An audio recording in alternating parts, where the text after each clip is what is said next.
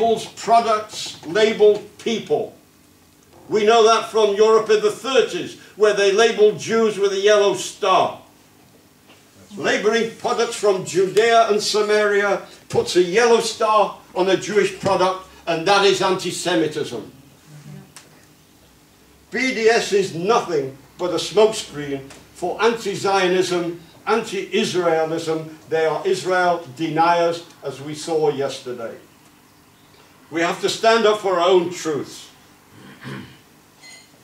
I mentioned yesterday, I'll talk again today.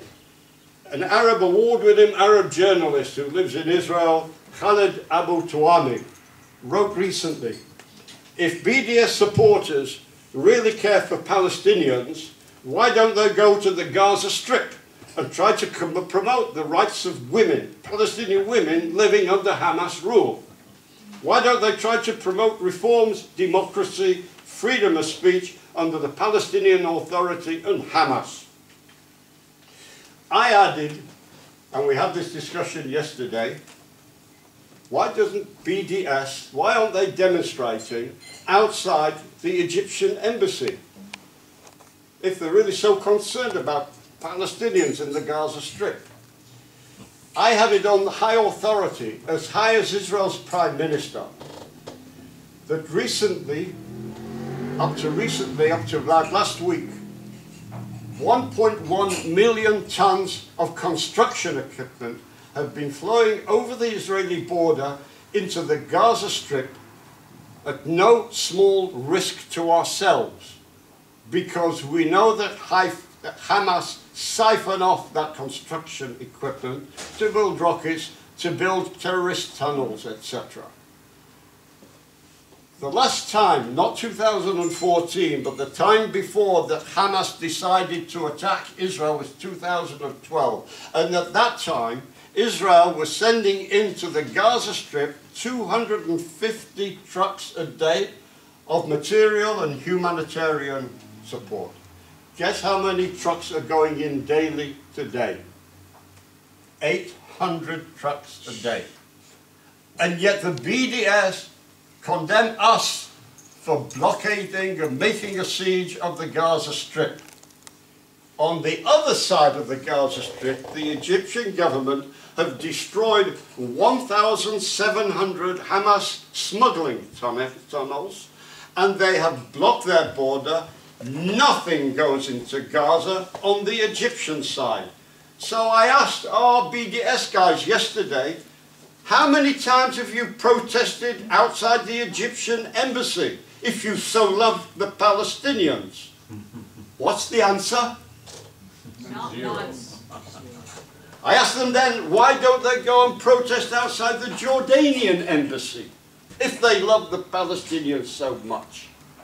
Because over 1 million, supposedly, Palestinian refugees are kept in stateless, in refugee status in Jordan. Stateless, not allowed to vote, not given higher education, given very limited employment. Is that not apartheid, for heaven's sake? That's right. Is that not ethnic cleansing, for heaven's sake? How many times has BDS demonstrated against the Jordanian embassy about this? Not once. BDS, if you don't have a Jewish target, you really don't support the Palestinians. Natan Sharansky has a definition of anti-Semitism based on the 3 Ds. I gave it to Rabbi Segal before. The 3 Ds are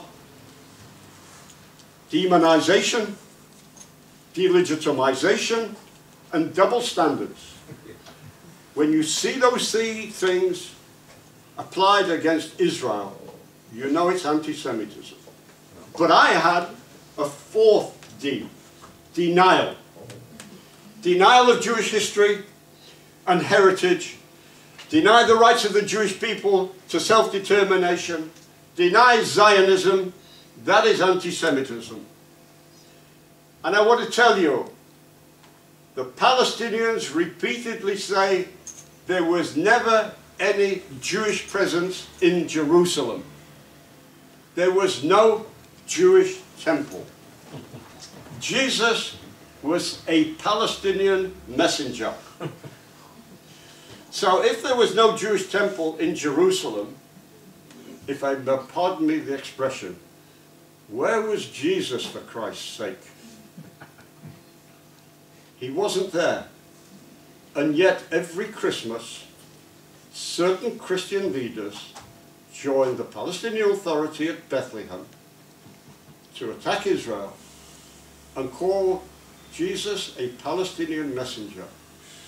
Ladies and gentlemen, I want to tell you that one of the roles that I have was the founder of the Netanya Terror Victims Organization. We know what Palestinian messages are when they come to our town. They're usually strapped in an explosive belt. We know what Palestinian messages are. We just had 6,500 rockets and missiles. We know what Palestinian messengers are. One Israeli girl soldier was stabbed this morning by one of them. Believe me, as an Israeli Jew, I don't really have to tell you people that Jesus was not a Palestinian messenger. And yes, he was in Jerusalem. And yes, he was a Jew. And yes, there was a Jewish temple in which he went and preached. And the Palestinians are denying you that. And some of your Christian leaders are supporting them in that. It's not the Jews that have got lost, it's some of the Christian leaders. Now, I can tell you, with regard to BDS, is supported by Hamas, because they both share one cause, and that is the destruction, the annihilation of the Jewish state. And as for BDS, I applauded everything that Nati is doing, and I applaud everything that you are doing to support him. But I want to tell you, Israel will not be intimidated by BDS threats, just as we're not intimidated by Hamas threats. We face far more serious, life-threatening threats than BDS and came out stronger. We'll come out stronger after this as well. Amen. From this month forward, Israel is no longer playing defense when it comes to delegitimization. From this month forward, Israel is going on the attack. We're going on the offensive. Wonderful. We're seeing this. Suddenly the Israeli government, and I've been critical of the Israeli government when it comes to a lot of this, have been very impotent. But we're seeing a movement of the Israeli government at long last. We're seeing in America 2 billionaire Jews who don't like each other because they come from opposing sides of the political fence. Chaim Saban, who is a Democrat, who supports, God help him, President Obama, and will support, God help us, the next President of the United States, the first woman in the White House, another disaster for Israel and the Middle East. God forbid. And on the other side, we have Sheldon Adelson, who is a Republican and will back the Republican candidate. But these two guys who oppose each other came together and said, this attack against Israel, this delegitimization will stand no more, and they have devoted $100 million to the fight starting on the campuses in the United States. What's up? The United States Congress, this is quite new, so I need to tap it out, passed an anti-boycott bill linked to their free trade agreements with Europe. Yeah. If European countries want free trade with the United States, they cannot engage in politically motivated boycotts against Israel. This includes areas that came under Israeli control in the Six-Day War. If American companies find themselves in legal battles with the European Union over European Union political decisions in the territories, the United States could penalize these countries for being in breach of the free trade agreement. Yeah. Fighting boycotts against Israel not only makes economic sense, it's also the right thing to do. Now I want to shift the debate to European responsibility. First and foremost, standing with Israel against hatred, violent attacks, and Palestinian rejectionism. I want the Europeans to totally reject the notion that there would be any Palestine in which a Hamas and Islamic Jihad are an integral and central component of Palestinian or society. I want to divert from this because I want to tell you something important you have never heard about. Those who believe that there ought to be a state of Palestine, and I discuss with the European diplomats on a regular basis, and I ask them, what state of Palestine do you think you're creating? And they don't seem to understand the question. And what form will this Palestine take? They're forcing a situation to impose this on Israel for the sake of the so-called Palestinians, without knowing where it's leading. So let me tell you where it's leading. According to all polls, according to all Palestinian elections, between 64 and 74 of the Palestinian Arabs support Hamas. The last election that took place was just over 3 weeks ago at the Birzeit University, where the student council elected for representatives to be on the student council body of that university. And the Hamas students won an overwhelming majority. Why is that important? Because Birzeit University is not in the West Bank under Hamas control. Birzeit University is located just 10 kilometers north of Ramallah, within touching distance of Mr. Mahmoud Abbas. So Hamas today has a stronghold in the territories over there. So if you have an agreement, and if Israel would be foolish enough to withdraw from territories to create this Palestine, by either the ballot or the bullet, it will become Hamastan number 2, the way they took over the Gaza Strip. Let me add something else to prove my point. The Palestinian Authority and Hamas keep talking about this right of return of the Palestinians, people, the ones who are refugees or whatever. So all these people will be flooding back into the territories, this newfound Palestine, and who knows who's among them? Hamas representatives, Islamic State representatives, Al-Qaeda, and Israel will not be able to do anything because if it's a sovereign state, there can be no Israeli security measures in another sovereign state. This is what your naive European leaders are trying to impose on Israel. They are not aware and don't want to be aware. They're in rejection mode about what this Palestine is going to be. Now I'm going to let you into another secret. I attend a lot of national security conferences, strategic policy conferences. I speak with experts in both these subjects from around not only Europe, but mainly America and other places as well. And these people are in constant contact with the Arab governments, including the Jordanians. The Jordanians. And I ask them, what, between you and I, is the official Jordanian position when you talk to these officials about having a Palestinian state which would be over their border, west of their border, over the Jordan River? And the answer is that publicly they declared their allegiance to a Palestinian state, but behind closed doors, where they're talking about global security, national security, strategic policy, the last thing the Jordanians want is a Palestinian state. Not out of any defense of Israel, but for their own survival. They're finished now. Their own survival. 80% of Jordanians are Palestinian Arabs. And if they had a Palestine over, they know damn well that they will link up with the other Arabs in their state of Jordan to make a greater Palestine. So bear that in mind when you talk about, or you're talking to any politicians or media people about this, and ask them that question. What sort of Palestine do they think they're creating?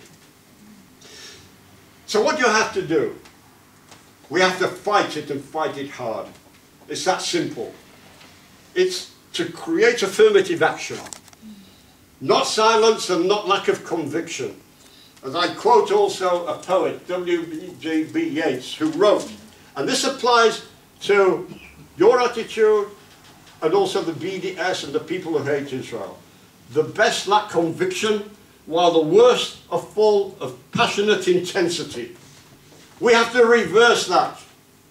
If you really love Israel, you have to be full of passionate intensity. And you have to make the BDS movement lack any conviction. We have to reverse that, so let's start in Holland. The activism must be used to lobby your government. The Dutch government issued a travel advisory. I think some of you have heard about it. Warning people travelling in Israel to avoid rock-throwing Jews. That's a good one. A few days before I came out, this was a news item in the Jerusalem Post. About 5 Palestinians convicted of rock throwing that almost led to the death of a woman called Siona Kala, who is the wife of a well-known Israeli singer. The Kala incident was notable because the attackers seriously wounded Kala by throwing large rocks at a moving vehicle. Kala was in a coma in intensive care for weeks after the attack before gaining consciousness. But I know Israelis who have been killed by this. So I ask you one question. What the hell is your government talking about? It's the Palestinians who are throwing rocks. It's the Palestinians who are throwing Molotov cocktails. It's the Palestinians who are stabbing innocent people. It's the Palestinians who are hurling rockets at civilian population. Where's your government's travel advisory on that? For shame. The Dutch government also have the heartless goal to reduce the pension on a 90-year-old grandmother who wanted to spend her last days with her children and grandchildren in Israel. How immoral is that? They may question whether it's over the Green Line or whatever, but I want to point one thing to you. Had she survived, that grandmother could have been Anne Frank, given over to the Germans by Dutch people. And you people are moralizing to Israel about us. Shame on that. Yeah. We need you people, not us, you people, to condemn your government and object to these sort of insanities for morality's sake. Let me go further. Recently there was a United Nations vote on child abuse in war zones. One country was condemned for violations on children's rights in war zones. I don't think I need to tell you which. You know what the vote was? 104 against Israel, 4 against the motion. The 4 against the motion was the United States, Canada, Australia, and Israel. I ask you a question. Where was your government? Nowhere to be seen. Where was any European government? Nowhere to be seen. They hide in dark corners of abstaining from these votes instead of doing the moral and right thing to do and saying this must not stand. Israel is the only country condemned by name in this World Health Organization Assembly as a violator of human rights. This was while our people were helping the people at Nepal. Again, in this vote, no Europeans voted against this motion. No Europeans and none your government. If your country doesn't have the decency, the morality to stand firmly with Israel against the slander on issues like this, then shame on you. The terrorist Palestinians are now dragging Israel to the International Criminal Court in The Hague in your country. the first time in human history that terrorists have been brought war crimes against the nation who was defending its people. And I want to hear what your country has to say about this. The moral clarity has clearly been lost. If it can't interfere with the court, it should make its feeling known in every United Nations chamber for which it sits, if it has any conscience or morality at all. Basically, my final message basically is this. For the Netherlands, Israel is Holland's other country in the Middle East, a free, liberal democracy. If your country were placed in the Middle East, it would be Israel. It wouldn't be Syria, it wouldn't be Iraq, it wouldn't be Egypt, it wouldn't be Libya, Yemen, no other country but Israel. If the Palestinians were Dutch, they'd have had their state decades ago. And if it had been Dutch, it would be a prosperous democracy by now. But I've got news for you. The Palestinians, sadly, are not Dutch, and never will be. So stop apologizing for Israel, stop criticizing Israel, stop pressurizing Israel to withdraw unilaterally from charity. It won't bring peace. The world has gone insane. Tell our enemies here in Holland that you will no longer tolerate them spewing out their anti-Semitic, racist garbage. Remember this. If Europe is not safe for Jews, it's not safe for Europeans. Yeah, that's right. It always begins with the Jews. It never ends with them. First the Saturday people, then the Sunday people. Yeah. We must not fight this battle alone, but we must fight this battle. We need to create a network to defeat a network. We need to create here, you need to create here, a network for truth against a network of lies. And one of the first things you can do, rather than acting individually, is to join Brenda and Sabine in time to stand up for Israel. Their organization has to spread, and their organization can spread, and their words can be made more loud and resonant with more people coming to support them and to supply them. They should not do this alone. Israel survives because of its heroes.